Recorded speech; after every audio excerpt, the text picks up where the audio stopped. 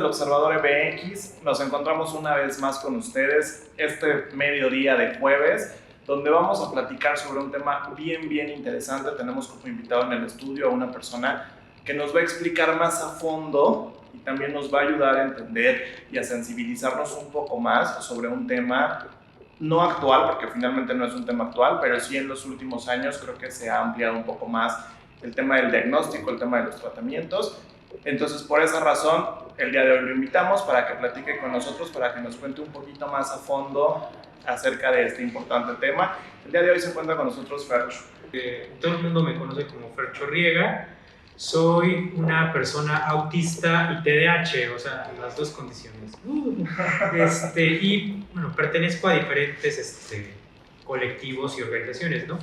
Uno se llama Frente Unido Autista de México, que lo fundé con otras personas autistas, que busca pelear a nivel nacional por políticas públicas para la comunidad autista, o sea, leyes, legislaciones, derechos, etc.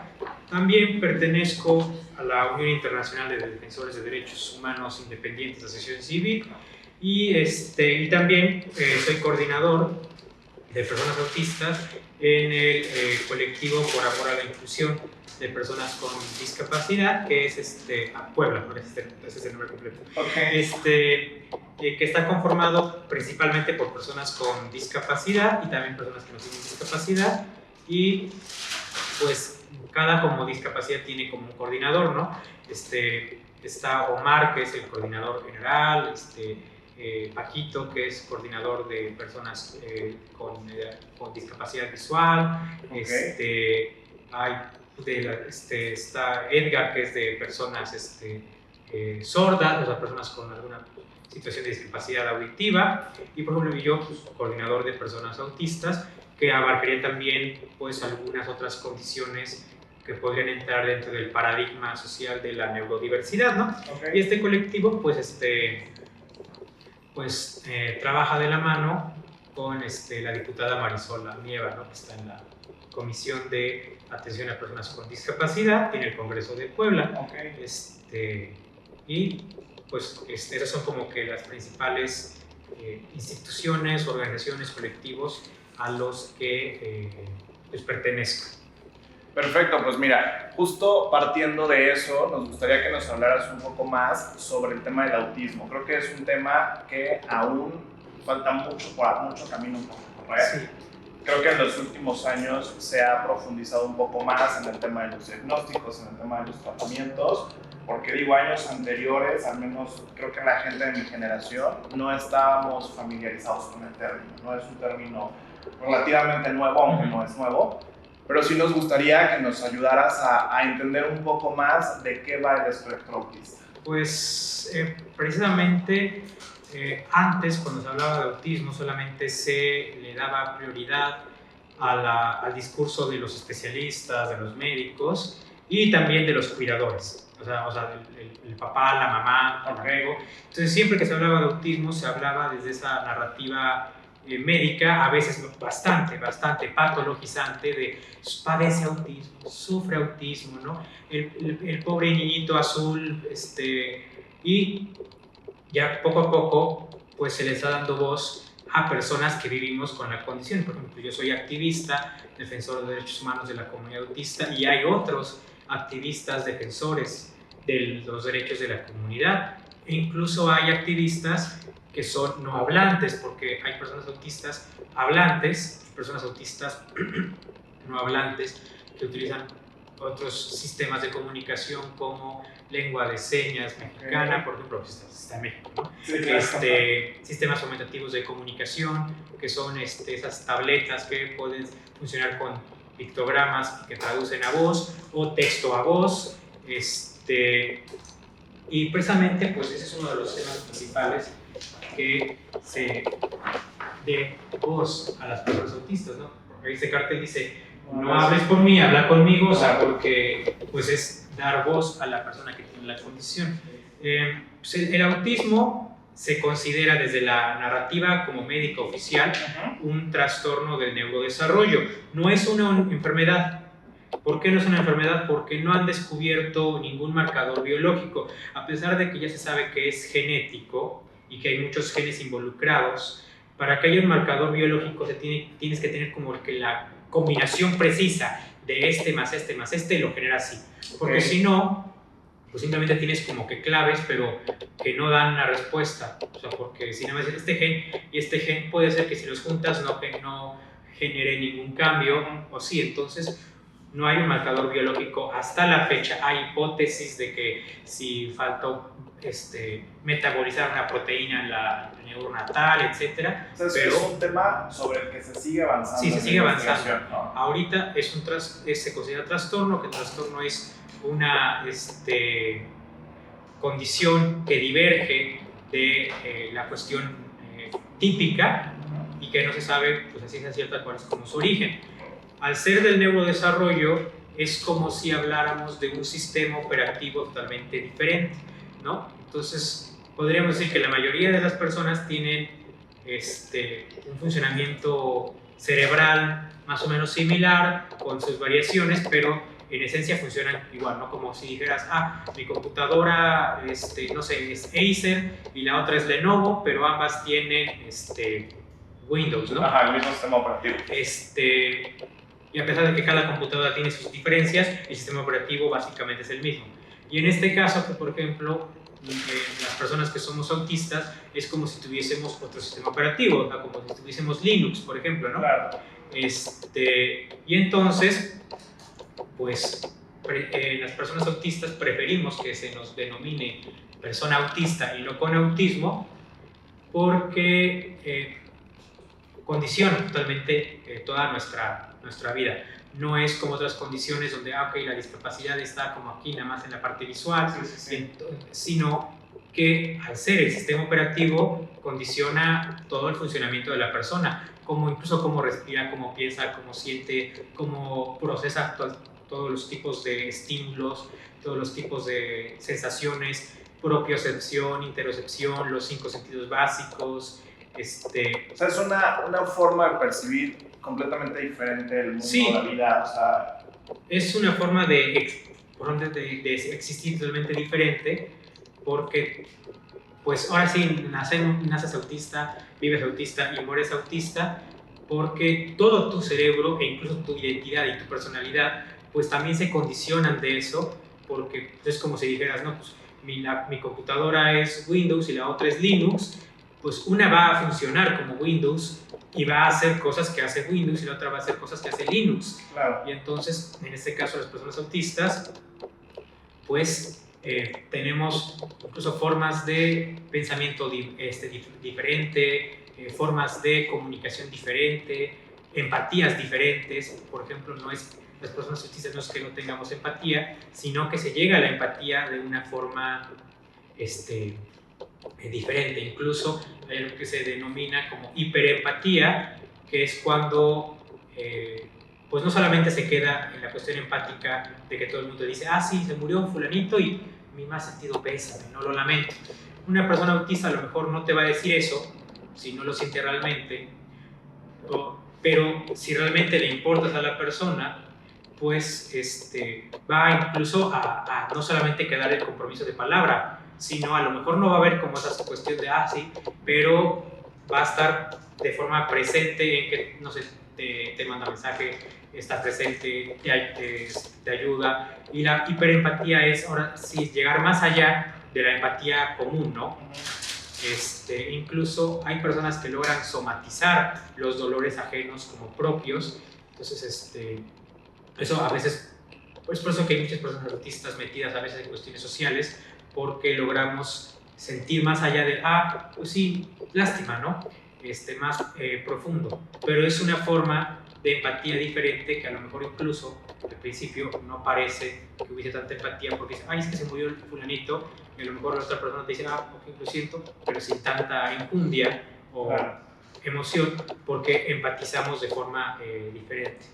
O sea, y es parte de lo mismo, ¿no? De que su función a nivel neuronal es diferente, ¿no? Entonces, me surge una duda, la verdad es que creo que bastante interesante, y es, o sea, ustedes como personas autistas, ¿cuáles son los retos a los que se enfrentan todos los días? O sea, ¿cuáles son los retos que presentan en la sociedad, en una sociedad que siento que apenas estamos aprendiendo a cómo poder ser más diversos? Pues creo que la cuestión es la discriminación y la ignorancia de la mayoría de las personas, incluso de los especialistas. ¿Por qué? Porque es una condición que no tiene un marcador, entonces no se ve como en otras condiciones, muchas veces es invisible, ¿no? Entonces, por ejemplo, podemos ser víctimas de discriminación, de segregación, de abuso, de invisibilización de nuestras necesidades, porque no pareces lo suficientemente autista o discapacitado, por decirlo así, y entonces pues no recibes las adecuaciones necesarias, ¿no? Otro pues es el uso de términos que están desactualizados y que ya no se ocupan, como decir, es que tú no eres autista, eres Asperger. Asperger ya no se usa desde el 2013 en el DSM, ya no aparece desde el 2018 en el CIE, que es el manual de la OMS. Entonces las personas y los especialistas, eso es lo peor, siguen utilizando esos términos que ya no son válidos a nivel internacional médicamente hablando. Claro. El utilizar todavía como una especie de autistómetro, de decir, tú eres más autista, tú eres menos autista, y eso invisibiliza las necesidades de las personas autistas. Entonces creo que el uso de los términos inadecuados y también de ciertos estereotipos que la gente tiene grabada de cómo debe ser y cómo no debe ser una persona autista, pues afecta mucho, ¿no? Es que si eres autista entonces no miras a los ojos, es que no puedes tener trabajo, es que no puedes tener pareja, es que los autistas no hablan, bueno, es que hay autistas hablantes y no hablantes. Claro, o sea, como que una de las cosas que no debemos hacer es eso, ¿no? Como estereotipar, como que, o sea, si eres autista tienes que ser así a fuerza, o sea, no, el autismo es muy, muy diverso en cada una de las personas, entonces creo que una de las cosas que me queda claro que no tenemos que hacer es estereotiparlos o justo encasillarlos en un perfil, porque no es así. Pues es que otro de los aspectos es la cuestión de catalogar como niveles o tipos de autismo. Sí, claro. O sea, nivel de autismo, tipo de autismo, autismo severo, profundo, eso ya no existe, o sea, no aparece en los manuales. O sea, solamente autismo. Trastorno del espectro autista, o sea, literalmente así en el sí aparece trastorno del espectro autista con o sin discapacidad intelectual. Trastorno del espectro autista con o sin pérdida de lenguaje o problemas de lenguaje. O sea, no se habla nada de niveles de autismo ni tipos de autismo. Sí, no, y nada de que si eres más o menos autista o que si haces esto, o sea, eso es algo que tenemos que, o sea, como sociedad creo que tenemos que empezar a eliminar, ¿no? Sí, hay que ir tratando de quitar esos estereotipos. También los niveles, no hay 1, 2 o 3, eso es un esquema de valoración subjetiva de las necesidades de apoyo que tiene una persona, porque antes decían, habla, entonces ya no tiene necesidades de apoyo. No habla, entonces tiene muchas necesidades de apoyo. Y entonces podría ser que una persona autista no hablara, por ejemplo, pero pudiese hacer tales cosas o tales actividades, y otra persona que es hablante y por ende la cataloga como menos autista, pues le cueste más trabajo hacer otras cosas. También de que la cuestión de las necesidades es dinámico.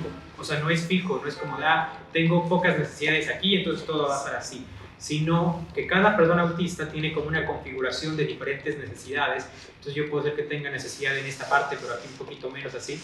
Y ese parámetro incluso fluctúa a lo largo de un mismo día, dependiendo de cómo vayan las cosas, dependiendo de cómo va el ambiente, de cómo te tratan, de las adecuaciones que recibes, de las ayudas. Entonces, lo que sí es que si no recibes aceptación, ¿y qué me refiero con aceptación y ayudas? No son terapias así nada más para quitar el autismo, porque no se puede, sino ambientes en donde la forma de ser autista sea valorada, la persona puede tener una mejor calidad de vida. En cambio, si la sometes a invalidación o incluso terapias muy duras, casi de tipo convertivas, como las terapias conductuales tipo ABA, pues la persona va a generar otras situaciones. Claro. Por ejemplo, en este libro que se llama El autismo sin máscara, se habla de que las personas autistas que han sido sometidas a esas terapias tipo ABA a lo largo de todo el mundo, el 34% terminan con síndromes de estrés postraumático severos.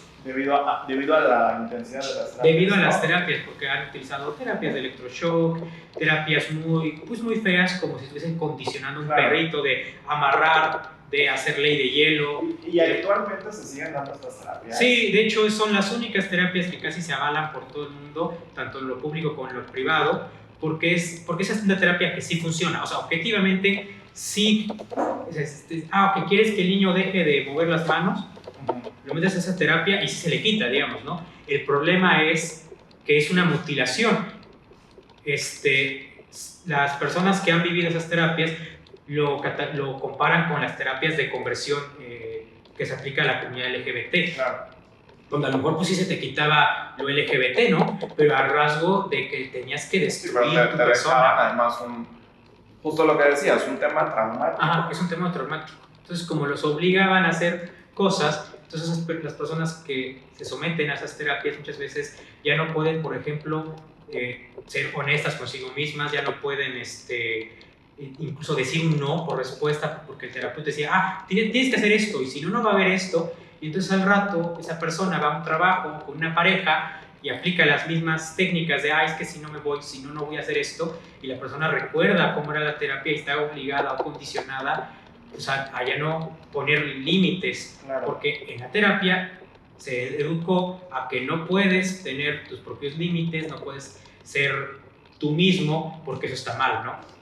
Y bueno, en el tema del diagnóstico, me gustaría saber qué tanto se ha avanzado. Digo, yo sé que hace varios años atrás, a lo mejor lo que nos decías era, daban un diagnóstico incorrecto al empezar a ver cómo se comportaba un niño, ¿no? Porque quiero entender que el autismo se diagnostica desde la infancia. Pues debería pero por ejemplo yo fui diagnosticado en el 2022. ¿Por qué? Por falta de especialistas actualizados, ¿no? Y que realmente supiesen, porque hay muchos que se dicen, sí, yo trabajo con el autismo desde hace 20 y tantos años, pero siguen manejando sus manuales de dinosaurio, y entonces pues no. Aquí en México se sigue diagnosticando mal porque no hay ni las filtros ni las pruebas adecuadas, por ejemplo, en el sector público ni en el sector privado. Vas al público y el IMSS ni el ISSSTE tienen para hacerlo bien. ¿Por qué? Porque siguen manejando DSM-4, pues ya estamos en el 5 actualizado, y siguen manejando CIE 10 cuando ya estamos en la 11ª versión, y poco a poco ya vamos ahí a la 11ª. Entonces siguen poniendo, por ejemplo, Asperger, siguen poniendo autismo severo, siguen poniendo poquito autismo, literal, siguen poniendo rasgos autistas, siguen diciendo, tú eres una persona que logró medio salir adelante, no eres autista, o eres mujer, no eres autista.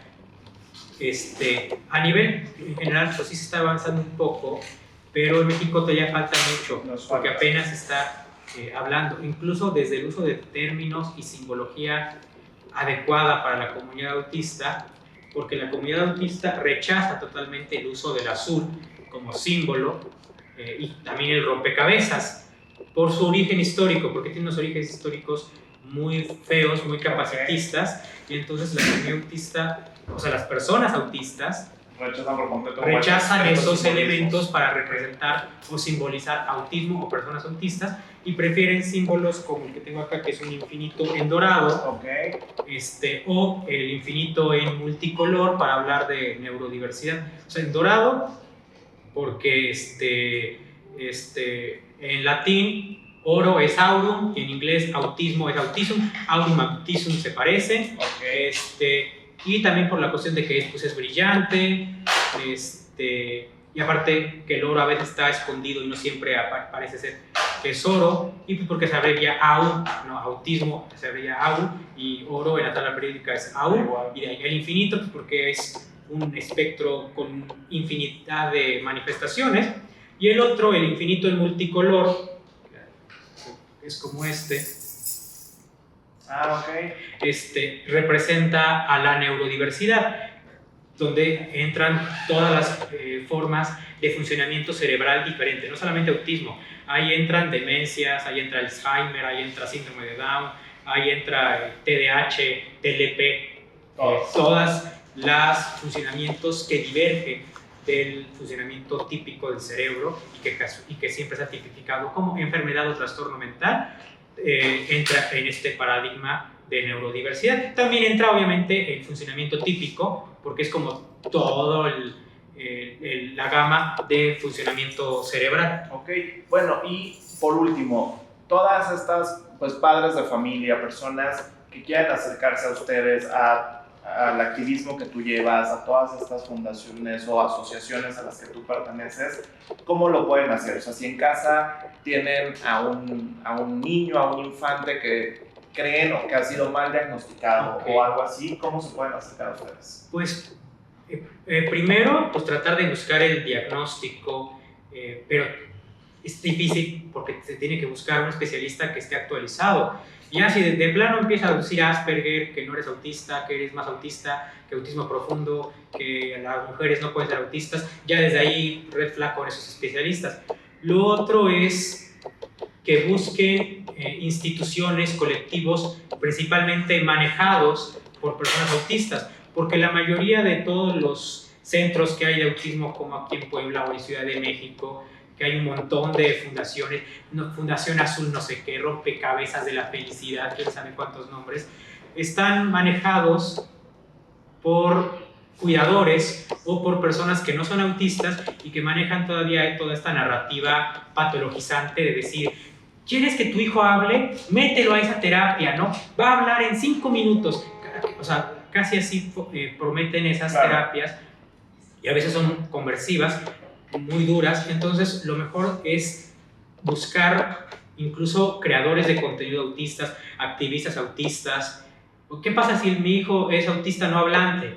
Pues entonces, como prioridad tiene que buscar un medio de comunicación alternativo, o sea, LSM, que es lengua de señas, o algún aumentativo, pero que no se centre en la prioridad en que quiera hablar de forma oral, porque a lo mejor no es su forma de comunicación y a lo mejor tiene otras cosas que se pueden potencializar y apoyar. Entonces sería eso, o sea, buscar colectivos y a instituciones que estén manejadas por autistas. Por ejemplo, en México, la Ciudad de México, hay una que se llama Autistas de México, que es una asociación civil creada por personas autistas, y hay otra que se llama Fundación Comunidad Autista. De hecho, esa playera es de esa fundación.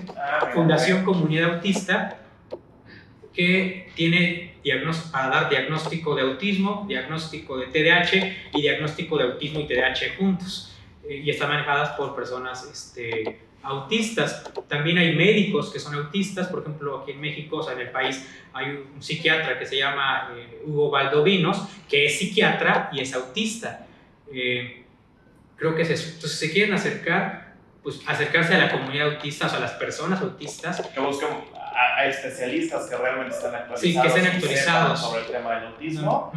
Y creo que una parte importante es saber hacer comunidad, ¿no? Saber acercarse a ustedes como colectivos, a ustedes como comunidad autista, para que justo, pues en este camino de pronto no se sientan solos, ¿no? Se sienta ese acompañamiento tanto para la persona autista como para la familia de la persona. Y también, pues a lo mejor al principio todo el mundo ocupa primero la suya, el rompecabezas, pues porque es el símbolo más universal, impuesto por una asociación que se llama Autism Speaks, que es muy mal vista por la comunidad autista, pero pues poco a poco te puedes acercar a los símbolos que la comunidad autista prefiere, que es el infinito, el dorado, etcétera. Y es que poco a poco se tiene que empezar a dar prioridad a la persona autista, porque todo gira en torno al especialista y al cuidador. O sea, hacen un evento y entonces habla el psiquiatra o el neurólogo y habla la mamá del fulanito, del niñito autista.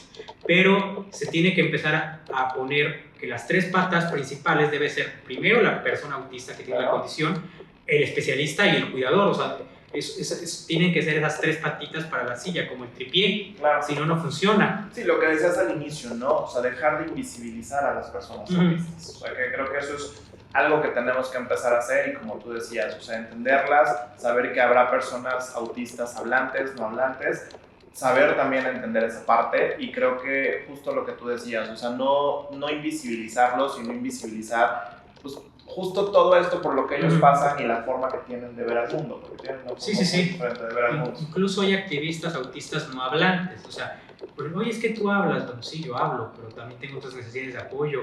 A veces puedo caer en mutismo, por ejemplo, yo cuando entro en mucho estrés caigo en mutismo y casi no hablo así con una voz muy baja. Pero también, por ejemplo, hay activistas autistas no hablantes, entonces también hay que darle voz a esas personas.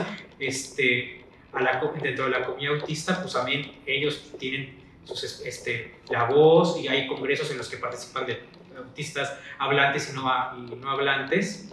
Y entonces, pues si una persona tiene un familiar autista no hablante, pues es buscar a personas autistas y buscar a personas autistas no hablantes que puedan pues, incluso ayudar a entender otras cosas, a ayudar a empoderar a la persona autista, porque si se habla desde la narrativa médica y neurotípica, pues entonces no va a funcionar. Claro, pues ya lo oyeron, definitivamente hablar sobre este tema es muy amplio, como nos decía Fercho al inicio. Se ha avanzado en muchos temas, pero se sigue avanzando, las investigaciones médicas siguen avanzando y seguramente esperemos que en pocos años se tengan aún más avances médicos sobre el tema, y como sociedad nos toca ser más incluyentes, no invisibilizar estos temas, y sobre todo si conocemos a alguien, si tenemos a un familiar cercano, lo que decíamos hace rato, o sea, ir con un buen especialista, acercarse a los colectivos, acercarse a los activistas para saber qué hacer y para saber también cómo entender a la persona autista. Así es que